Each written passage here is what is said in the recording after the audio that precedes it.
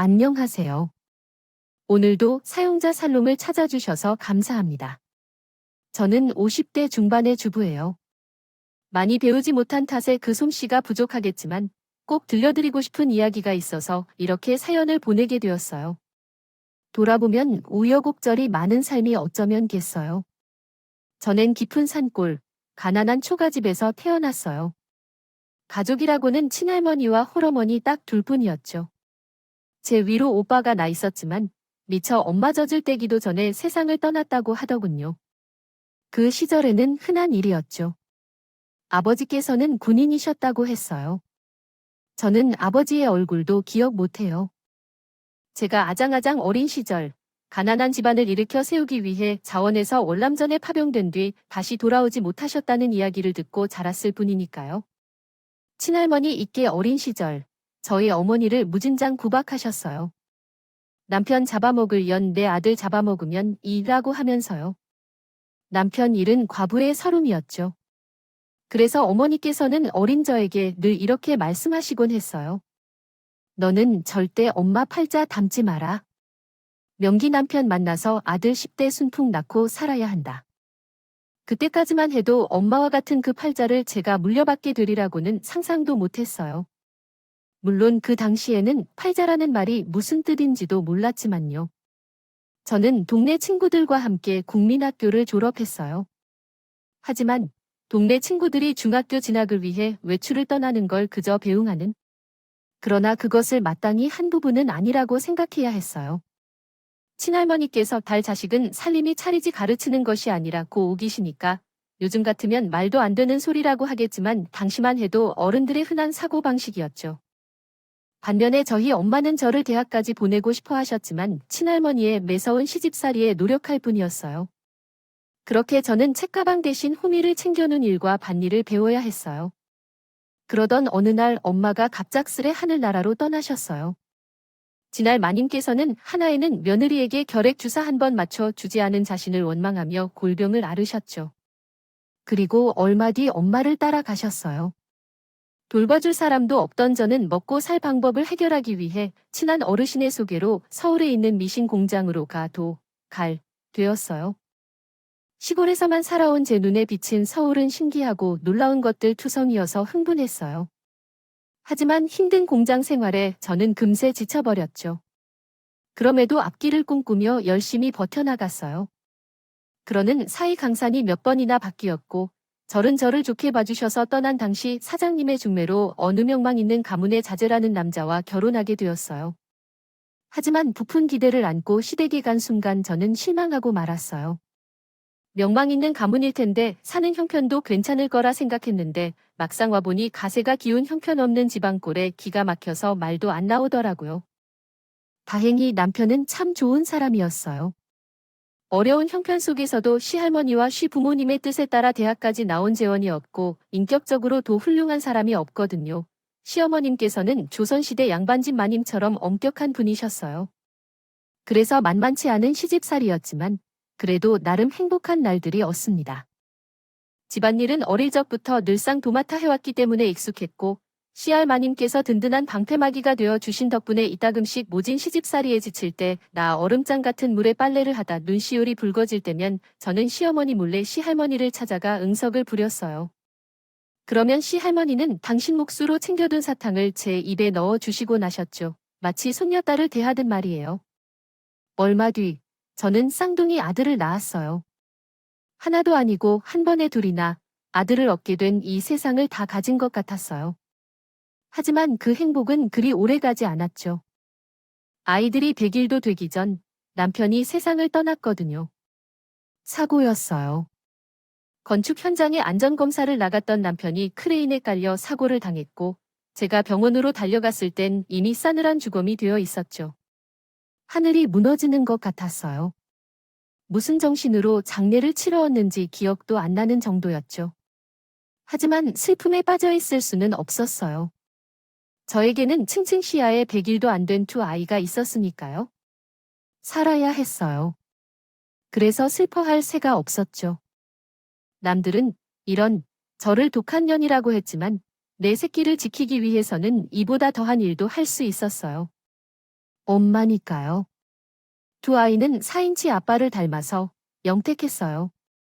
학원 하나 변변히 보내주지 못했지만 성적은 늘 상위권이었어요. 4월 대합격은 따놓은 당상이라는 말을 늘 듣고 살 정도였죠. 아이들이 고등학교에 가자 시어머니도 저를 존중해 주시기 시작했어요. 집안 살림에서 한 걸음 물러나셔셨고 전처럼 잔소리를 하지도 않으셨어요. 그리고 이건 나중에 듣게 된 건데요. 시어머니의 변한 모습은 시할머니의 충고 때문이라고 했어요. 뛰느라 우리 증손주들도 다 컸는데 이제 그만 살림은 손주 형제에게 맡기는 어떻겠니? 네가 걱정돼서 그래. 네가 넉넉치 않은 집에 시집아. 그동안 고생이 좀 많았니? 이제는 내 옆에서 어른 대답하다 가면 편이지. 내 작구나 시할머니는 그렇게 현명한 분이셨어요. 시어머니의 기분과 체면을 살려주시는 동시에 저를 위하는 방법을 알고 계셨죠. 하지만 얼마든지 그런 시할머님께서 몹쓸 병에 걸리고 말았어요. 치매였죠.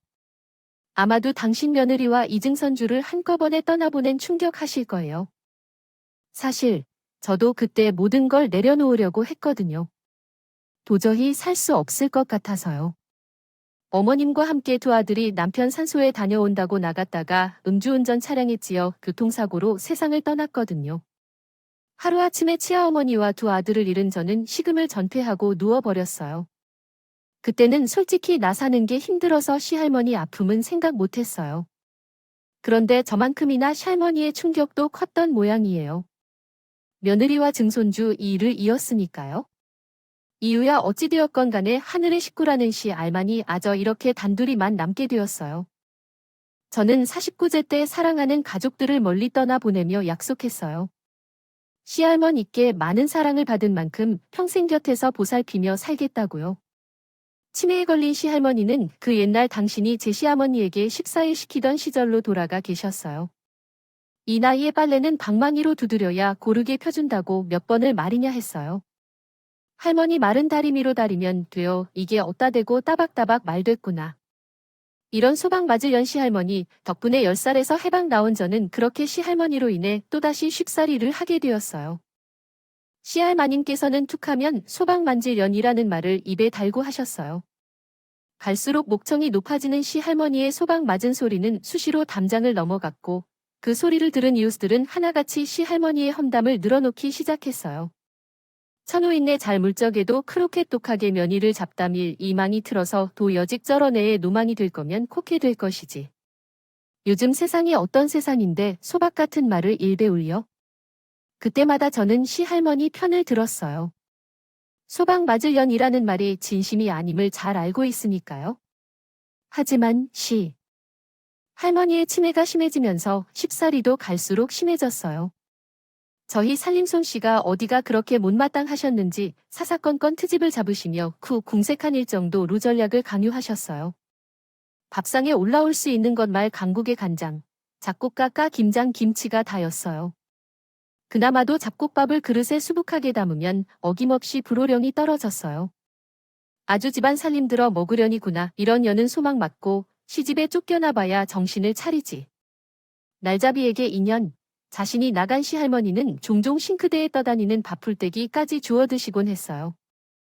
하지만 그때까지만 해도 저는 치아의 마늘을 이해하려고 노력했어요. 아니, 이해 비슷하게는 할 수 있었어요. 남편과 시어머니 한때 들은 치할머니의 젊은 적의 길을 기억하고 있었으니까요. 시할머님께선 소금 장수도 울고 갈 만큼 짠순이 왔다고 했어요. 앉은 자리에 풀도 안 나 날 위인이라는 지탄을 받으면서도 그렇게 아껴가며 살림을 해냈다고 들었어요. 시할마님께서 그렇게 된 것이 할아버지 때문이라고 하더군요. 동네 땅 절반이 문중 소유였고 뭐든 깨나 부리던 집안이 시할아버지가 도박에 빠지는 바람에 몰락해 있거든요. 할머니께서는 그런 어려운 상황에도 꿋꿋하게 자식들을 키워내셨어요. 이박비까지 모두가 피셨어요. 저는 그런 시할머니가 무척이나 존경스러웠어요. 일찍이 세상을 떠난 친정 어머니의 모습과 겹쳐 보이기도 했거든요. 집안을 일으켜 세우기 위해 월남전에 참전하셨다가 다시 돌아오지 못했던 친정 아버지도 떠올랐고요. 다시 젊은 시절로 돌아가 신시 할머니는 돈이란 돈은 죄다 어딘가에 숨겨놓고 하셨어요. 그런 할머니를 이해한다고 했지만 이해한다고 해서 힘들지 않은 건 절대 아니었죠. 빠듯한 살림살이에 치여 살림의 절약 강요까지 저를 지치게 만들었거든요. 마님께서 꼼꼼히 숨겨둔 돈을 찾고 있노라면 내가 지금 뭐 하는 짓인가 싶기도 했어요. 그만큼 할머니의 치매도 점점 심해져 갔어요. 언젠가부터는 저를 미행까지 했다는 걸 알게 되었죠.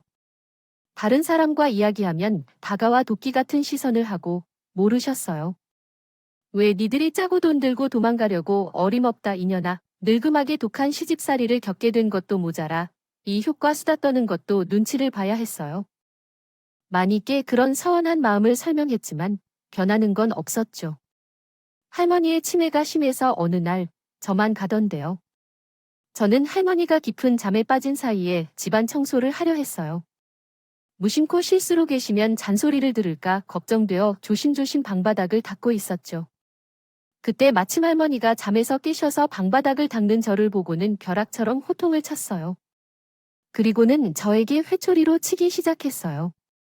저를 도둑년 취급하며 모질게 매질을 하는데 더 이상은 못 참겠다는 생각이 들 정도로 살갗이 터져서 피가 나는데도 매질을 그만두지 않았어요. 참다 못해 저는 할머니의 손을 잡았어요. 그리고 힘으로 제압하며 회심 처리를 시험했는데 할머니를 한 대 쳤어요. 아파요. 맞죠? 맞는데 저도 아파요. 저 더 이상은 못하겠어요. 못하겠다고요? 그때 전에 현실을 깨달았어요. 치매는 감당할 수 있는 병이 아니라는 거예요. 결국 천씨 할머니를 요양원에 모시기로 마음먹었고 이웃에 사는 재성 엄마한테 조언을 구했어요. 그 큰딸이 요양원에서 일했거든요. 재성 엄마의 도움을 받아 저는 눈물을 머금은 채 치할머니를 요양원으로 모실 준비를 시작했어요. 제가 많이 배우지 못한 탓일까요? 루의 절차가 왜 그리 복잡한지 시간이 꽤 걸리더라고요. 솔직히 말하자면 결심하고 준비하는 와중에도 갈등이 되었어요. 꼭 죄짓는 기분이었거든요. 고민하던 저는 돈을 모아서 여행을 떠났어요. 제가 어릴 적 자랐던 산골짜기로 가봤더니 거기에는 아파트 단지가 들어서 놀랐어요.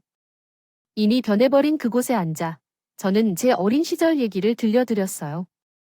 당신 팔자를 닮지 말라고 했었던 친정엄마 얘기와 제가 그 팔자를 물려받을 줄은 몰랐다는 것까지 모두 역시할 마님께서는 저를 꼭 안아주셨어요. 아, 내 새끼, 얼마나 고생이 많았을까? 내 후영이 만한 후에는 영원히 해라. 아무리 돈이 욕심이 나도 파트 돈은 안 된다. 절대 안 된다. 그 말이 할머니께서 저에게 해주신 마지막 말이었어요. 여행에서 돌아온 저는 할머니의 품에 안겨 잠이 들었고 자장가를 부르신 시할머니 늘 그렇게 세상을 떠나주셨어요. 평간 탓에 시할머니 의장 사는 집에서 소박하게 치러야만 했어요. 고맙게도 독립분들이 많이 찾아주셔서 시할머님께서 가시는 길이 외롭지 않겠다 싶었어요.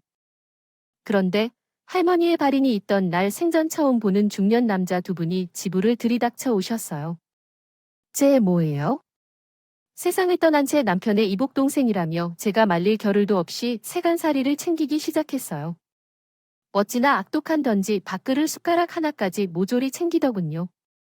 그들은 집을 떠날 때 경화 없는 저에게 경고 같은 한마디를 남겨주었어요. 짐 얼른 빼쇼우. 우리가 치키 혈육이니까 집도 당연히 우리 소유 아니겠어? 우린 법대로 하는 거니까 겉 따지지 마슈. 그렇게 그들은 나머지 것들을 챙기라고 말하고 집을 떠났고 저는 날이 밝을 때까지 동네 어르신을 찾아가 어젯밤의 일을 말씀드렸어요. 어르신께서는 그들을 알고 계셨다고 했어요. 그 몫을 인간들인 아버님이 밖에서 나온 아들들이었어요. 시할머니 손에 쫓겨났다고 하더군요. 심지어 쫓겨나면서도 치할머니께서 평생 모아두셨던 재산까지 전부 훔쳐서 도망쳤다고 해요. 그래서 시할머니인가 시어머님께서는 없는 자식처럼 잊고 살았다고 해요. 제 남편조차 입 밖에 내지 않을 정도였죠. 그건 그렇고 저는 마음이 급해졌었어요. 이대로라면 그다만 살고 있던 집마저 그들에게 빼앗길 판이니까요. 저는 이웃의 소개로 변호사를 찾아가 조언을 구했어요. 변호사는 다행스럽게도 유서가 없어도 제가 평생 시할머니를 모시고 상공로가 인정되어 남기신 재산들에 대한 권리를 주장할 수 있다고 말해 주었어요. 하지만 권리를 주장하려면 소송을 해야 한다고 했어요. 소정도 무섭고 변호사 비용도 없어서 저는 그저 전전긍긍 할 뿐이었죠. 속절없이 하루하루가 지나가고 또다시 두 인간이 장정을 대동하고 찾아왔어요. 대인관계와 장장은 집안 곳곳을 뒤지며 집문서를 찾아냈죠. 그걸로도 모자랐던지 집안 이곳저곳을 헤집어가며 돈 될 거리가 더 남아있나 승냥이 떼처럼 헤이더군요. 저는 이웃의 도움을 받아 맞서보았지만 건장한 장전과는 상대가 되지 않았어요. 그렇게 한참을 장정들과 함께 집안을 휩쓸던 이 인간이 안방 장판을 드러내자 그 자리에 있던 모두는 할 말을 잃었어요. 장판 아래에 수북하게 깔려있는 현찰 자발 때문이었죠. 치매에 걸린 시할머님께서 집 안으로 들어오는 돈이란 돈은 모조리 그것의 순간 왔던 거예요. 이어서 집안 곳곳에서 돈다발이 쏟아져 나오기 시작했어요. 틈없을 인간은 싱글벙글 웃어가며 그 돈다발들을 쓸어 담았죠. 저는 가만히 지켜볼 수만은 없었어요. 돈이 아까워서가 아니었어요. 시할마님께서 평생을 품었던 돈에 대한 원한을 돌아가신 뒤에야 혈육이라는 이유로 그들의 소나기에 지어줄 수가 있습니다. 없었기 때문이었죠. 만약 그렇게 된다면 하늘에서 시할머니가 통곡을 하실 테니까요. 그래서 저는 늙은 몸을 이끌고 이 인간 앞을 막아섰어요. 이 몹쓸 것들아, 니들이 인간이냐? 거 말이시. 마신의 형수오, 왜 가만히 찌그러져 있다가 돈다발 보니 눈알이 헷가닥 뒤집혀.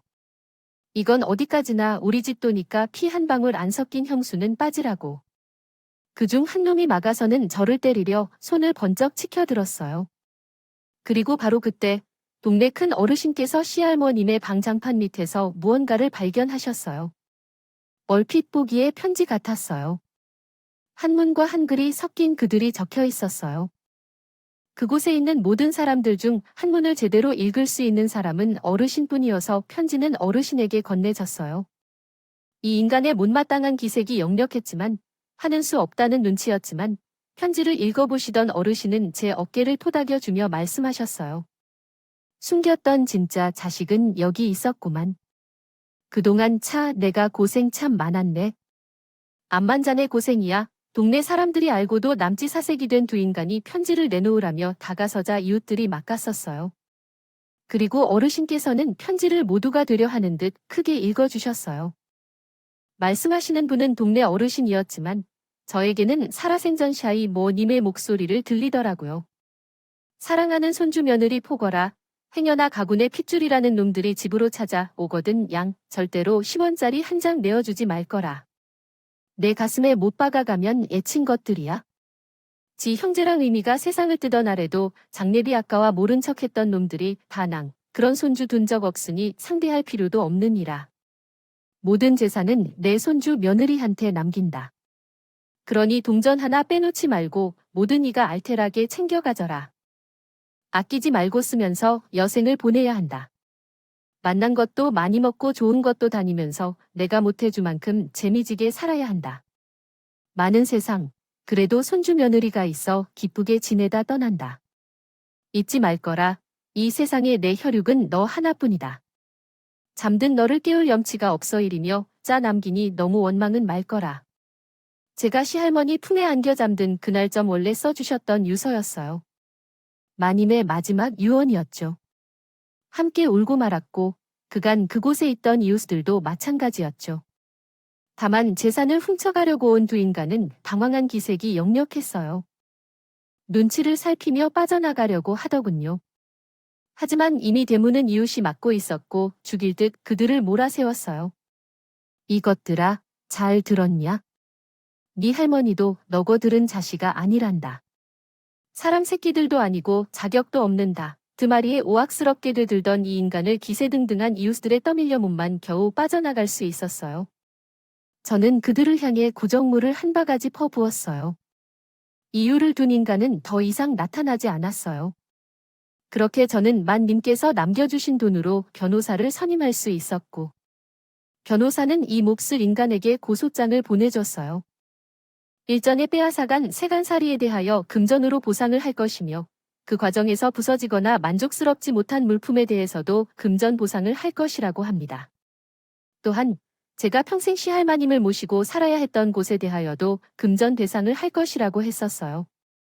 그랬더니 얼마 지나지 않아 답이 왔어요. 때도 세간살이 중에 8g가 없었거나 손상되지 않은 것들은 건전해졌고, 그렇지 못한 물건들에 대해서는 돈으로 갚아내야 했죠. 나머지 물품들에 대해서도 피해 보상금을 받을 수 있었어요. 또한 제가 평생 시할머님을 모시다가 떠날 때에 관한 보양비에 관한 소송이 현재 진행 중이라고 합니다. 변호사 말에 따르면 증거와 증인들이 많아서 걱정하지 않아도 된다고 했어요. 소란이 잠잠해지고 나니 비로소 저는 시할머님의 무덤을 찾아 소주 한 잔을 올리며 미안하다고 했어요. 시할머니가 돌아가시기 전 요양원으로 보내려고 했던 건 내내 고민이었거든요. 그런 마음을 내려놓고 아무 일도 없었던 것처럼 시할머니의 유산을 받을 순 없으니까요. 며칠 뒤 시할머님께서 남겨주신 돈 중에서 당장 필요한 만큼을 제외하고 절반 이상을 보육재단에 기부했어요. 우리 시할머니의 이름으로 여러 가장 가치 있는 용도로 사용하고 싶었거든요. 제처럼 힘든 삶으로 인해 고통받는 아이들이 없기를 바라는 마음이었습니다. 친정어머니께서는 제가 그 고통을 물려받을까봐 걱정하셨지만 다행히도 시할머니 덕분에 그 불행한 운명을 피할 수 있었습니다. 그리고 저를 도와준 이웃들을 위해 많은 부분을 기부했습니다. 저도 누군가에게 도움이 되고 싶었어요. 앞으로의 평생을 할머님을 그리워하며 살아갈 겁니다. 그래도 외로운 여정은 아닐 거예요. 그리움이 누군가에게 사랑하는 희망이 되기도 하니까요. 제 사연을 들어주셔서 감사합니다. 들어주신 모든 분들 건강하시고 행복하세요. 여러분, 사연 댓글에 의원과 현명한 조언 부탁드려요. 좋아요와 구독은 저에게 큰 힘이 됩니다. 오늘도 좋은 일 가득하세요.